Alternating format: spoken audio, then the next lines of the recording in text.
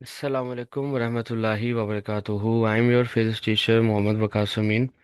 तो कैसे हैं आप लोग? उम्मीद करता हूँ आप सब खैरियत से होंगे बेटा। तो आज का जो टॉपिक है वो स्टेलर एवोल्यूशन है।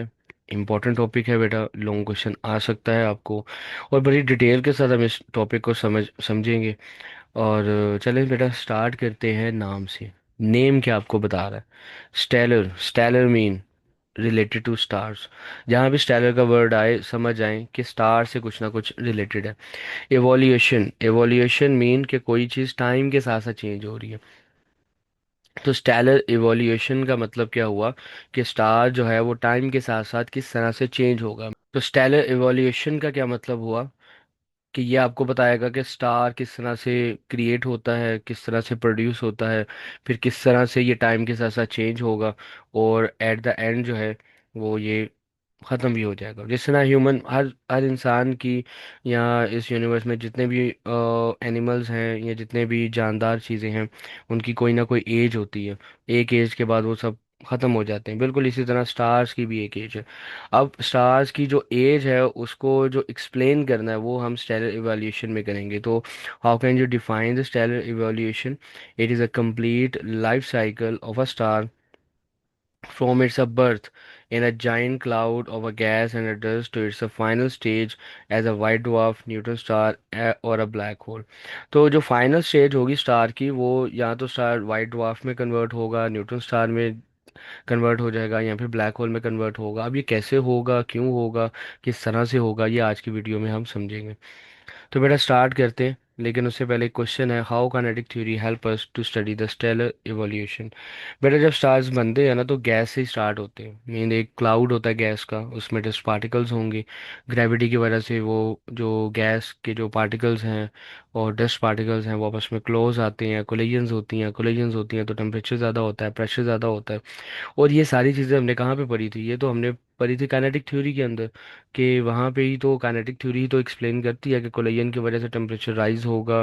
टेम्परेचर राइज होगा तो फ्यूजन रिएक्शन स्टार्ट, मतलब स्टार्स के अंदर फ्यूजन रिएक्शन स्टार्ट हो जाता है। तो कोलिजन और टेम्परेचर और प्रेशर, इनका रिलेशनशिप हम कहाँ से स्टडी करते हैं, हम कहाँ से अंडरस्टैंड करते हैं, कौन हमें ये सारी चीज़ एक्सप्लेन करता है? वो है काइनेटिक थ्योरी। तो इस वजह से काइनेटिक थ्योरी जो है ना, ये हमें काफ़ी हेल्प आउट करता है to study the behavior of the gas particles in a stars. So stars are composed of a hot ionized gas like a plasma. So KMT explain the behavior of a gas particles in terms of their motion, collision, pressure and temperature. KMT explain how star form, evolve and die. अब आ जाते हैं बेटा formation of a star पे। Star किस तरह से create होता है? सबसे पहले जो इसकी पहली स्टेज होती है वो नेबुला होती है। नेबुला क्या है बेटा? कि इसमें हाइड्रोजन, हीलियम गैसेस का एक क्लाउड है, और उसमें डस्ट पार्टिकल्स भी हैं। तो उस क्लाउड को क्या कहा जाता है? नेबुला कहा जाता है। तो देखिए, star originate in a giant cloud of a gas and a dust particle is called a nebula। ये नेबुला की फोटोज़ हैं जो नासा वेबसाइट से लिए मैंने। तो ये क्लोज, काफ़ी ज़्यादा क्लोज पिक्चर है। थोड़ा सा दूर चले जाएंगे तो नेबुला आपको इस फॉर्म में नज़र आएगा, और दूर चले जाएंगे तो कुछ ऐसा नज़र आएगा नेबुला आपको।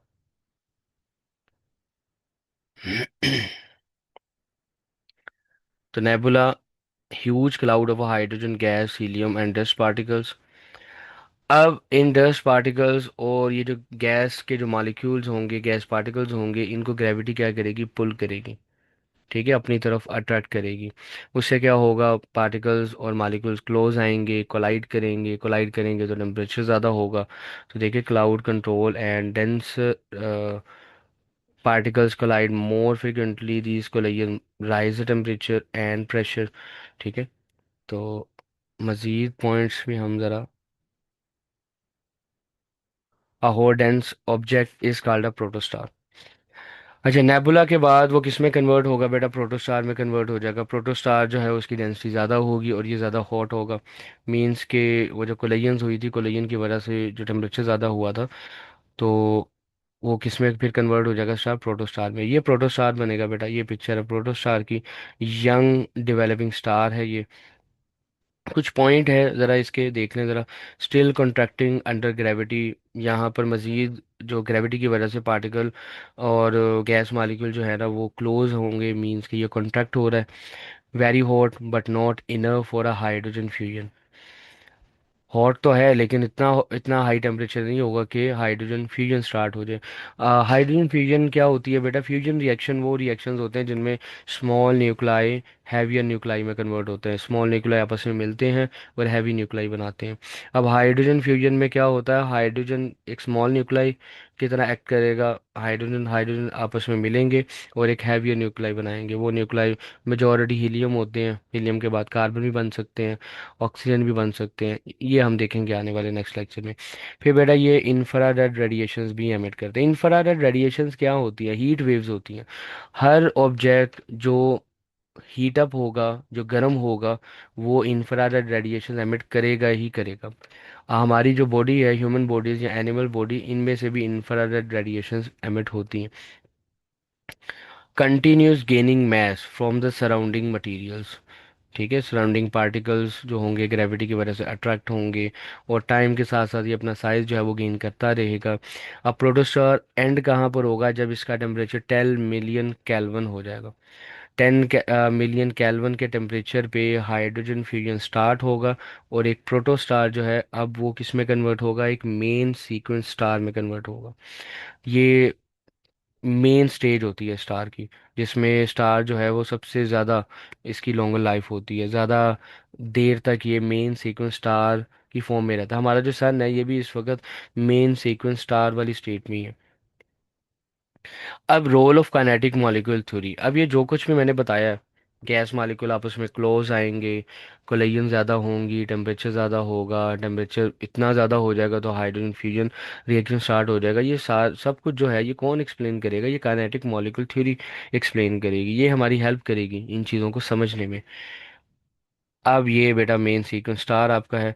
अब देखिए, याद आपने रखनी है स्टेजेस। सबसे पहले किसमें कन्वर्ट हुआ? नेबुला। नेबुला से कहानी स्टार्ट हुई। नेबुला से क्या बना? प्रोटोस्टार बना। प्रोटोस्टार से अब ये मेन सीक्वेंस स्टार बन गया। ठीक है, और इसकी भी कुछ प्रॉपर्टीज़ हैं कि ये बेटा longest stage of a stars life मैंने बता दिया आपको। न्यूक्लियर फ्यूजन रिएक्शन जो है यहाँ पे स्टार्ट होगा, लाइक हाइड्रोजन कन्वर्ट होगा हीलियम में और आपको क्या मिलेगी बेटा? एनर्जी मिलेगी। किस फॉर्म में एनर्जी मिलेगी? हीट की फॉर्म में मिलेगी, लाइट की फॉर्म में मिलेगी, और इलेक्ट्रोमैग्नेटिक रेडिएशन भी साथ साथ एमिट होंगी। अब यहाँ पे दो तरह की फोर्स जनरेट होंगी। एक होती है बेटा इनवर्ट फोर्स, एक होती है आउटवर्ड फोर्स। तवज्जो करनी है आपने। इनवर्ट फोर्स कौन सी वाली फोर्स होगी? ग्रेविटी की फोर्स होगी, जो गैस मॉलिक्यूल्स को क्या करेंगे?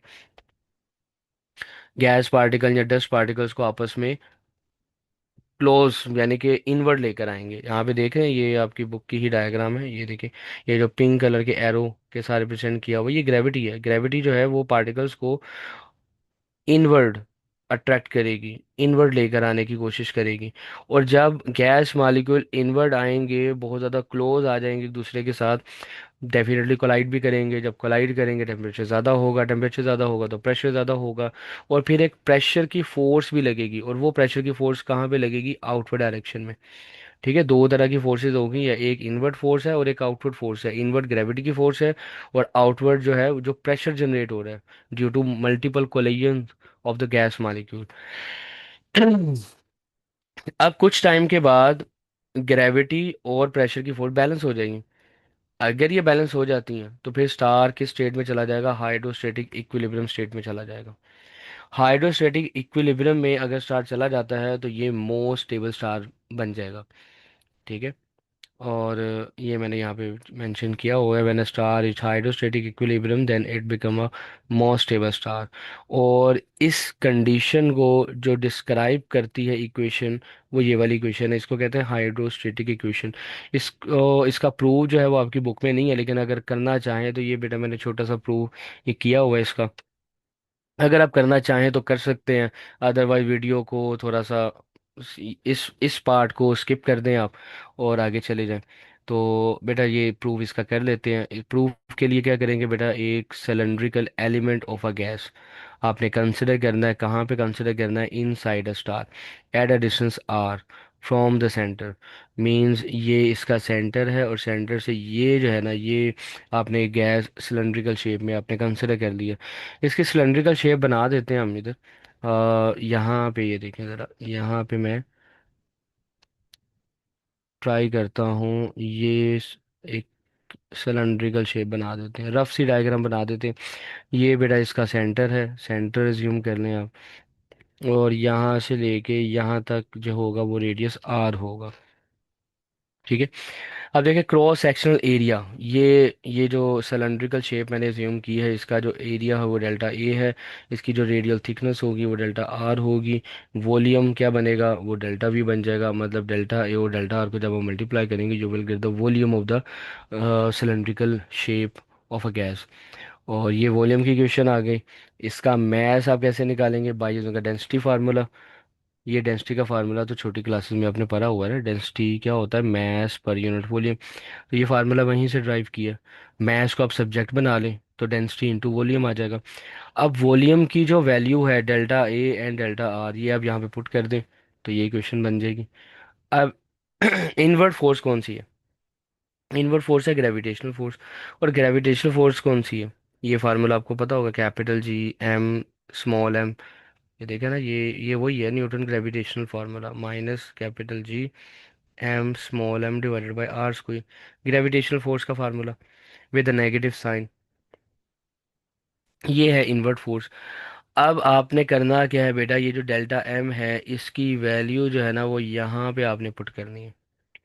जब आप यहाँ पे पुट करेंगे तो ये फॉर्म कुछ ऐसी बन जाएगी। ये बन जाएगी क्वेश्चन नंबर 1, इसको हम नाम दे दें। नेगेटिव साइन क्या शो करता है, force point invert, invert force है। अब आउटवर्ड प्रेशर भी अब आपने कैलकुलेट करना है। अब ये थोड़ा सा ट्रिकी है, डायग्राम से मैं समझाने की कोशिश करता हूँ आपको। और इसमें ना दो तरह के प्रेशर लगेंगे, लाइक ये देखें, ये हमने सिलेंड्रिकल शेप बना लेते हैं ज़रा। अब देखिए यहाँ ये इसकी बॉटम साइड है, ये वाली।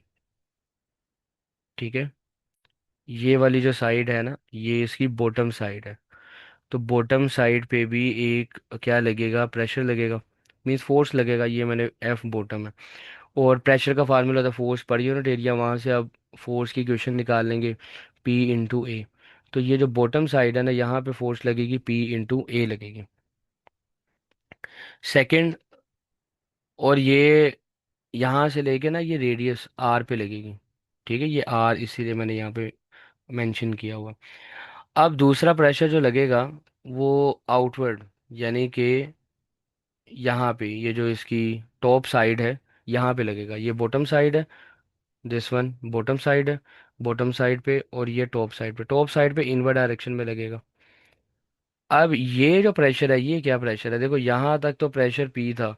तो ये जो इतना हिस्सा है डेल्टा आर का, यहाँ पे जो प्रेशर एक एक्स्ट्रा जो ऐड होगा वो होगा डेल्टा पी। ठीक है, तो यहाँ पे जो प्रेशर होगा वो पी प्लस डेल्टा पी होगा। आई होप कि ये समझ आ गया आपको। एफ टॉप, इसकी क्वेश्चन जो हम बनाएंगे वो देखें, ये पी प्लस डेल्टा पी। ये देखें मैं दोबारा से समझा देता हूँ कि ये वो सिलेंड्रिकल शेप था, बड़ी फिगर बना रहा हूँ। ये आपका यहाँ पे एफ बॉटम है और यहाँ पे एफ टॉप है। ठीक है, यहाँ से सेंटर से लेके यहाँ तक का रेडियस आर है, और ये आपका डेल्टा आर है। तो डेल्टा आर के रीजन में जो प्रेशर बनेगा एक्स्ट्रा वो ये डेल्टा पी होगा। तो यहाँ पे बॉटम पे कितना प्रेशर होगा, एक तो इतना प्रेशर, और फिर ये डेल्टा आर की वजह से डेल्टा पी। तो इस तरह से आपने चीज़ों को लेके चलना है, ये आ गया। अब आपने तीन तरह की फोर्सेस लगेंगी, तीनों को सम करना है, क्योंकि इक्विलिब्रियम में क्या होता है, तीनों फोर्सेस का सम क्या आएगा, जीरो के इक्वल आएगा। तो आप ये समीशन लगा के इसको इक्वल क्या कर दें, जीरो के इक्वल कर दें। अब आप ये वैल्यूज पुट करें, एफ बॉटम है, एफ टॉप है, और एफ जी है, इज इक्वल टू जीरो कर दें। एफ बॉटम आपके पास पी ए था, एफ टॉप आपके पास P plus delta P into A था, और एफ जी की वैल्यू आप यहाँ पे पुट करें। इसको आप सिंप्लीफाई करें बेटा, और इक्वेशन कुछ ऐसी बनेगी, देखें पी ए और पी ए कैंसिल हो जाएगा, बाकी जो रिमेनिंग वैल्यू वो ये बन जाएगी। यहाँ से आप ए जो है वो कॉमन आ रहा है, कॉमन ले, और दूसरे साइड पे जाके ख़त्म कर दें ए को। और उसके बाद फिर आपने इक्वेशंस को क्या करना है, इस तरह से सिंप्लीफाई कर देना। मेन डेल्टा पी जो है वो दूसरे साइड पे जाके प्लस का हो जाएगा, और आपके पास इक्वेशन की जो फॉर्म है वो कुछ ऐसी बन जाएगी। आई होप कि ये चीज़ समझ आ रही है आपको। यहाँ से फिर डेल्टा आर जो है वो दूसरी साइड पे ले जाए, और ये बन जाएगा डेल्टा पी डेल्टा आर, यानी rate of change of pressure with respect to distance. Distance के लिहाज से यानी रेडियस के लिहाज से प्रेशर में किस तरह से वेरिएशन आ रही है। और ये जो नेगेटिव साइन है ये क्या रिप्रेजेंट करता है कि जैसे जैसे आप अवे जाएंगे, रेडियस से दूर जाएंगे, तो आउटवर्ड डायरेक्शन में प्रेशर जो है वो डिक्रीज होगा। ये बातें सारी इधर मैंने लिखी हुई है। This equation ensure that star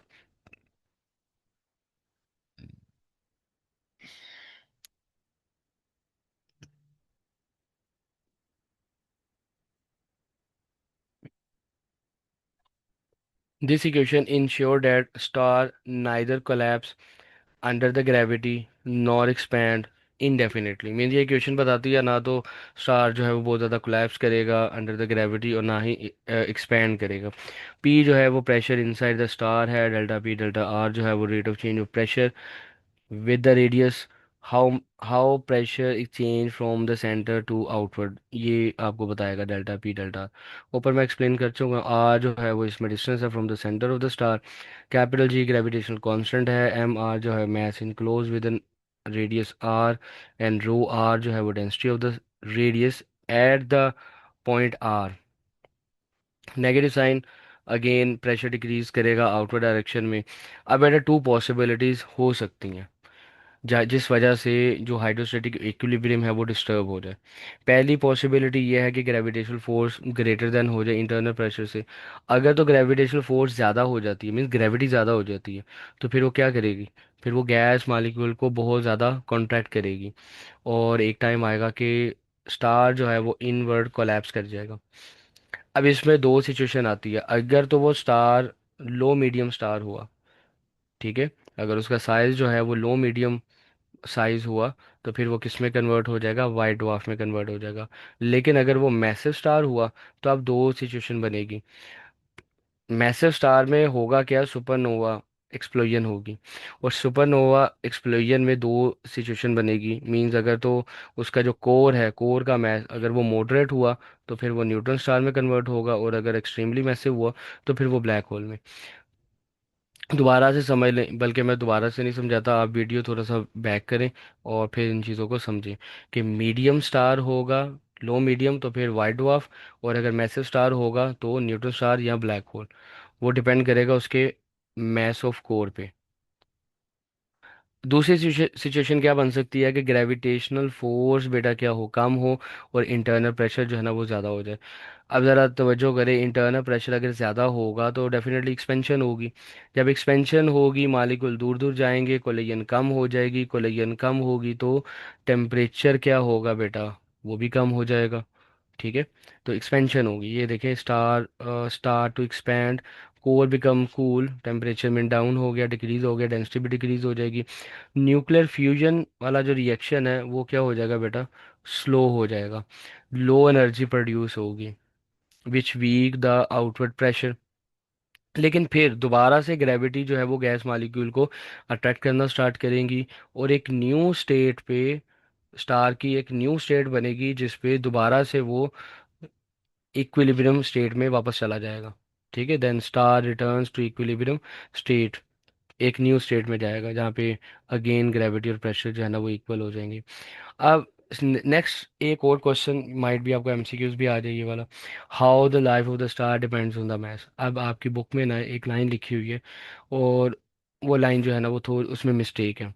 means आपकी बुक में लिखा हुआ है कि मोर मैस, और जिस स्टार का मैस ज़्यादा होगा उसका जो लाइफ साइकिल है वो भी ज़्यादा होगा, टाइम ज़्यादा होगा, और जिसका मैस कम होगा उसकी लाइफ भी क्या होगी, शॉर्ट होगी। लेकिन ऐसा नहीं होता, मोर मैस मैस ज़्यादा होगा, लाइफ शॉर्ट होगी। अब इसकी रीज़न भी है, आपकी बुक जब में ये मिस्टेक है, लेकिन जब न्यू एडिशन आएगा तो उसमें ये इंशाल्लाह ये मिस्टेक कवर हो जाएगी। अब इसकी रीज़न भी सुन ले ज़रा, जब मैस ज़्यादा होगा तो ग्रेविटी भी क्या करेगी, ज़्यादा कंप्रेस करेगी, क्योंकि वो स्ट्रॉन्ग ग्रेविटी हो जाएगी। जब स्ट्रॉन्ग ग्रेविटी होगी गैस पार्टिकल बहुत ज़्यादा क्लोज आएंगे, कोलिजन ज़्यादा होंगी, तो टेम्परेचर भी क्या हो जाएगा, हाई हो जाएगा, और प्रेशर भी हाई हो जाएगा। टेम्परेचर ज़्यादा होगा तो फ्यूजन रेट जो है वो भी ज़्यादा फास्ट हो जाएगा, जिस वजह से फ्यूल जो है, फ्यूल कौन सा फ्यूल, मीन हाइड्रोजन, हाइड्रोजन बड़ा तेज़ी के साथ फ्यूजन रिएक्शन करेंगे और बहुत जल्दी ख़त्म हो जाएंगे ये। ठीक है, consumed more quickly so the star has a shorter life. और अगर लेस मैस होगा तो फिर उसकी जो लाइफ है वो लॉन्ग होगी। इसकी भी रीज़न सुन ले, इसी की ऑपोजिट रीज़न मींस कि टेम्परेचर, कोर का जो टेम्परेचर होगा वो लो होगा, फ्यूजन रेट जो है वो स्लो हो जाएगा, और जो जो भी फ्यूल है वो लॉन्ग टाइम तक रहेगा, mean hydrogen as a fuel use होगा तो वो लॉन्ग टाइम तक चलेगा, और जिस वजह से लाइफ जो है ना वो कम होगी, सॉरी ज़्यादा होगी। एक ऐसा ही है कि आप कोई प्रोडक्ट लेकर आते हैं, जितना ज़्यादा यूज़ करेंगे वो उतना ही चांसेस है कि वो जल्दी एक्सपायर हो जाए या जल्दी ख़त्म हो जाए। अच्छा बेटा, मेन सीक्वेंस स्टार के बाद जो चौथी स्टेज है, फोर्थ स्टेज है, वो है रेड जाइंट स्टेज। ठीक है, क्या है रेड जाइंट स्टेज? इसमें इसका साइज और भी ज़्यादा एक्सपैंड हो जाता है, रेड कलर का बन जाता है ये। और इसके भी कुछ करेक्टरिस्टिक्स और पॉइंट्स हैं, वो ज़रा देखते हैं। हाइड्रोजन कोर में एग्जॉस्ट हो जाएगा, फ्यूजन स्लो हो जाएगी in the core, gravity contract the core, और कोर टेम्परेचर इंक्रीज करेगा। Hydrogen fusion continues in a shell around the core, outer layer expand, outer layer जो है वो एक्सपैंड हो जाएगी। इसकी कुछ करेक्टरिस्टिक्स हैं बेटा, वो भी देख लें आप। एक तो है वेरी लार्ज रेडियस, रेडियस इसका बहुत ज़्यादा होगा, कूलर सरफेस होगी, रेड कलर होगा, और very bright due to a large size, large size की वजह से इसका जो कलर होगा वो ब्राइट हो जाएगा। फिफ्थ स्टेज जो है वो हीलियम बर्निंग है। हीलियम बर्निंग में क्या होगा कि when a core temperature reach about 100 million kelvin, helium begin to fuse. पहले हाइड्रोजन फ्यूज हो रहा था, अब हीलियम बर्निंग में अब हीलियम जो है वो फ्यूज होना स्टार्ट हो जाएगा, और यहाँ पे जो रिएक्शन होगा उसको हम कहेंगे triple alpha process. Triple alpha process में क्या होगा कि तीन हीलियम आपस में मिलेंगे और क्या बनाएंगे बेटा, कार्बन बनाएंगे। और भी हैवियर पार्टिकल्स बन सकते हैं, लाइक ऑक्सीजन, नियॉन, मैग्नीशियम, ये भी बन सकते हैं। लेकिन एक बात आपने याद रखनी है कि ये वही स्टार बनाएंगे जो मैसिव होंगे। ठीक है, मैसिव स्टार, जो स्मॉल स्टार्स हैं वो ये काम नहीं करेंगे, वो इस तरह के हैवियर एलिमेंट नहीं क्रिएट करते हैं, प्रोड्यूस नहीं करते। अब देखें लो मैस स्टार, अगर तो अब यहाँ से ना दो दो स्टेजेस निकलती हैं। अगर तो मैस कम हुआ स्टार का, तो फिर वो किस में कन्वर्ट हो जाएगा, प्लानिटरी नेबुला में। अब देखिए सबसे पहला नेबुला में नेबुला से बात स्टार्ट हुई थी, नेबुला से प्रोटोस्टार, प्रोटोस्टार से main sequence star, main sequence star के बाद अगर तो मैस कम हुआ तो फिर वो किस में कन्वर्ट होगा, प्लानिटरी नेबुला में कन्वर्ट हो जाएगा।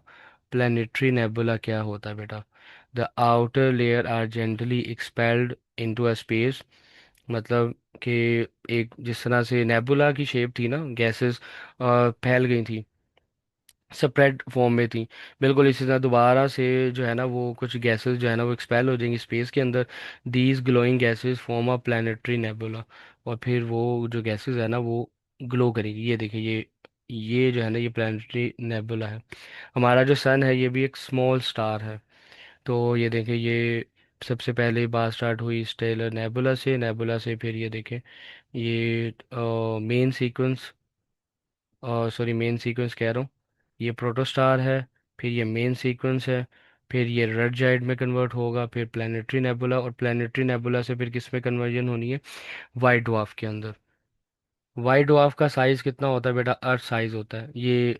वाइट ड्वार्फ की जो है ना ये कुछ करेक्टरिस्टिक्स है, मींस कि ये जो है ना एक्सट्रीमली डेंस होते हैं, अर्थ साइज होते हैं, अर्थ के कंपैरेटिवली इनका साइज होता है, वेरी हॉट है, नो फ्यूजन रिएक्शन, ये एमसीक्यूज के तौर पे याद रखना है, कोई फ्यूजन रिएक्शन नहीं होता। फिर supported by electron degeneracy pressure. अब ये इलेक्ट्रॉन डीजेनरेसी प्रेशर क्या होता है बेटा, तवज्जो करनी है कि जब इलेक्ट्रॉन को कॉन्ट्रैक्ट किया जाए स्मॉल स्पेस में तो फिर वो एक प्रेशर क्रिएट करते हैं जो कि मज़ीद उनको कॉन्ट्रैक्ट करने से बचाता है। तो वो जो प्रेशर जनरेट करेंगे उसको कहेंगे डी जनरेसी प्रेशर। अच्छा, अब वो जो वाइट डवार्फ है वो ब्लैक डवार्फ में भी कन्वर्ट होगा, लेकिन कब होगा, of over a trillion years ago. Trillion year, और इतना तो यूनिवर्स का लाइफ ही नहीं है। तो इसका मतलब है कि अभी यूनिवर्स में कोई भी ब्लैक ड्वार्फ जो है ना वो एग्जिस्ट नहीं करता अभी तक, क्योंकि इतनी एज ही नहीं हुई। अब बेटा ये पॉइंट, हाँ ये पॉइंट मैंने बता दिया। अब दूसरी बात, ये सारी ऊपर जो स्टोरी बताई थी ये लो मैस के लिए बताई थी। अब अगर वो मैसिव स्टार हो, स्टार का जो मैस है वो बहुत ज़्यादा हो, और कितना ज़्यादा हो, greater than about 8 solar message, message star होगा, वो फ्यूजन जो है ना रिएक्शन कंटिन्यू करेगा। कैसे करेगा? हाइड्रोजन जो है वो हीलियम में कन्वर्ट होगी, हीलियम कार्बन में, कार्बन ऑक्सीजन में, ऑक्सीजन सिलिकॉन में, और फिर सिलिकॉन आयरन में। आयरन के बाद रिएक्शन जो है ना वो स्टॉप हो जाएगा। क्यों हो जाएगा? क्योंकि बेटा पीरियोडिक टेबल में सबसे मोस्ट स्टेबल एलिमेंट जो है वो आयरन ही होता है। क्यों होता है? क्योंकि इसकी बाइंडिंग एनर्जी पर न्यूक्लियन की वैल्यू क्या होती है बेटा? ज़्यादा होती है। ठीक है, मोस्ट स्टेबल एलिमेंट होता है। अब मोस्ट स्टेबल एलिमेंट है तो ये रेडिएशन एमिट नहीं करता, एनर्जी एमिट नहीं करता, बल्कि यहाँ से आपको रिएक्शन कंटिन्यू करने के लिए आपको एनर्जी देनी पड़ेगी। तो यहाँ पर ये जो रिएक्शन है ये स्टॉप हो जाता है, एनर्जी प्रोडक्शन स्टॉप हो जाती है।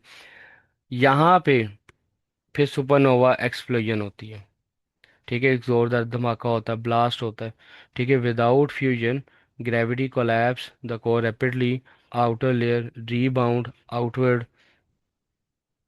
आउटर लेयर जो है वो रीबाउंड होती है आउटवर्ड डायरेक्शन में। A huge explosion called a supernova, supernova होगा। और जब सुपरनोवा होता है तो फिर कुछ पार्टिकल्स क्रिएट होते हैं, heavy particles, heavy elements like gold, silver, uranium and lead, और ये स्पेस में जो है ना स्प्रेड हो जाते हैं।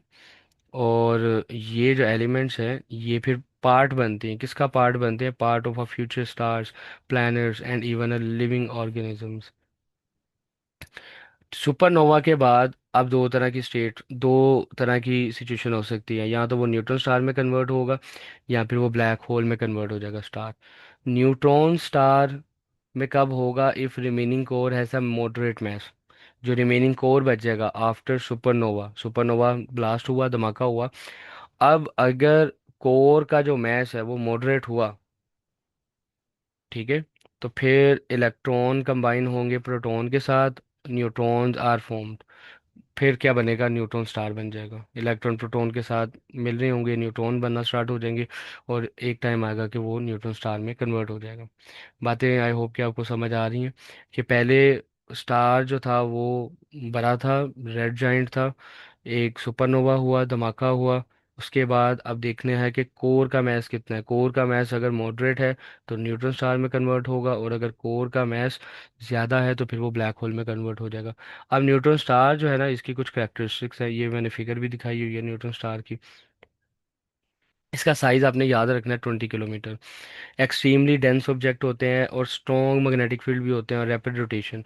अच्छा, हर न्यूट्रॉन स्टार जो है ना वो रैपिड रोटेशन ही करता। अब ये नासा ने ये ऑब्जर्व किया था कि कोई दूर है, काफ़ी डिस्टेंस पे कुछ ऐसे न्यूट्रॉन स्टार उन्होंने देखे जो बहुत तेज़ी के साथ रैपिडली रोटेट कर रहे थे, और साथ ही साथ अपना एक स्ट्रॉन्ग मैग्नेटिक फील्ड भी शो कर रहे थे। और उसमें से लाइट भी निकल रही थी, रेडिएशंस निकल रही थी, जिसको डिटेक्ट किया था नासा वालों ने। इलेक्ट्रोमैग्नेटिक रेडिएशंस निकलती थी। उनको, उन न्यूट्रॉन स्टार को उन्होंने क्या नाम दिया? पल्सर का नाम दिया। क्या नाम दिया? पल्सर। पल्सर क्या होते हैं? रैपिडली रोटेटिंग न्यूट्रॉन स्टार होते हैं that emits a narrow beam of electromagnetic radiations from its magnetic poles. अभी बिल्कुल ऐसा ही है, इसको एनालॉजी आप कर सकते हैं लाइट हाउस के साथ, कि लाइट हाउस में से लाइट जो है ना वो कंटिन्यूसली इमिट होती है और रोटेट हो रही होती है। बिल्कुल इसी तरह इसमें से भी लाइट निकलती है और रोटेट होती है। रेडिएशंस जो है ना वो सर्कुलेट, रोटेट होती रहती है। और साइंटिस्ट, ये लाइन आपकी बुक की है कि साइंटिस्ट बिलीव करते हैं कि जो पल्सर की जो रेडिएशन है is produce when a strong magnetic field means, अगर किसी बॉडी का स्ट्रॉन्ग मैग्नेटिक फील्ड है और वो मैग्नेटिक फील्ड वाला मैस अगर न्यूट्रॉन स्टार के मैग्नेटिक पोल्स के करीब चला जाए या क्लोज हो, तो फिर वो एक स्ट्रॉन्ग मैग्नेटिक फील्ड या रेडिएशन जो है ना वो एमिट करते हैं। और स्टार जब कोलैप्स हो जाता है, न्यूट्रॉन स्टार में कन्वर्ट हो जाता है, तो मैस कंप्रेस होगा तो वो स्ट्रॉन्ग मैग्नेटिक फील्ड भी जनरेट करता है। अब ये बेटा डिफरेंस है, शॉर्ट क्वेश्चन में पूछे जा सकते हैं कि न्यूट्रॉन स्टार और पल्सर में फ़र्क क्या है। न्यूट्रॉन स्टार जो है ना वो मैसिव स्टार होता है, डेंस रेमिनेंट होता है, जबकि पल्सर जो है ना वो रोटेट करता है। रोटेटिंग न्यूट्रॉन स्टार होता है, डिटेक्टेबल रेडिएशन भी एमिट करता है। न्यूट्रॉन स्टार जो है वो एमिट कर भी सकता है, रेडिएशन नहीं भी कर सकता, लेकिन ये जो पल्सर होगा ना, ये रेगुलर रेडिएशंस को एमिट करेगा, जो कि अर्थ वाले जो है ना वो डिटेक्ट कर सकते हैं इजीली। फिर not all neutron star are, ये सिंपल ही है बेटा, हर पल्सर जो है वो न्यूट्रॉन स्टार हो सकता है, बल्कि होता है, लेकिन हर न्यूट्रॉन स्टार पल्सर नहीं हो सकता, क्योंकि पल्सर होने के लिए रिक्वायरमेंट है कि उसे रैपिडली रोटेट करना पड़ेगा। Next and final, black hole. If remaining core is very massive, gravity becomes so strong that not even a light can escape. A black hole forms. Black hole बनेगा बेटा जब core का mess, remaining core का mess क्या हो, बहुत ज़्यादा हो जाए, बहुत ज़्यादा स्ट्रॉन्ग हो जाए। अब यहाँ पे भी ना दो पॉइंट्स बनते हैं। एक बनता है इवेंट हॉरिजन। इवेंट हॉरिजन वो बाउंड्री है जहाँ से कोई भी ऑब्जेक्ट, मीन्स के वहाँ पे ग्रेविटी बहुत ज़्यादा स्ट्रॉन्ग होती है कि कोई चीज़ बच नहीं सकती है वहाँ से। उस रीजन को आप इवेंट हॉरिजन कहते हैं। The boundary around a black hole beyond which nothing can escape। फिर सिंगुलैरिटी है। सिंगुलैरिटी सेंट्रल पॉइंट को कहते हैं, ब्लैक होल के जो सेंट्रल पॉइंट है जहाँ पे ग्रेविटी जो है वो बहुत ज़्यादा स्ट्रॉन्ग होती है अकॉर्डिंग टू करंट थ्योरी। ये बेटा एक पिक्चर में मैंने पूरी स्टोरी जो है ना वो एक्सप्लेन करने की कोशिश की है। देखें, बात स्टार्ट होती है नेबुला से। ये देखें, ये नेबुला से बात स्टार्ट होगी। अब नेबुला से मेन सीक्वेंस है रेड जाइंट। रेड जाइंट से फिर प्लानिटरी नेबुला। ये किसकी बात हो रही है? स्मॉल साइज, जो लो मीडियम मैस है उनकी। फिर प्लानिटरी नेबुला से किस में कन्वर्जन होगी? वाइट ड्वार्फ में कन्वर्ट हो जाएगा। ऑन द अदर एंड, अगर हाई मैस स्टार होगा तो मेन सीक्वेंस है रेड सुपर जाइंट है, फिर सुपरनोवा होगा।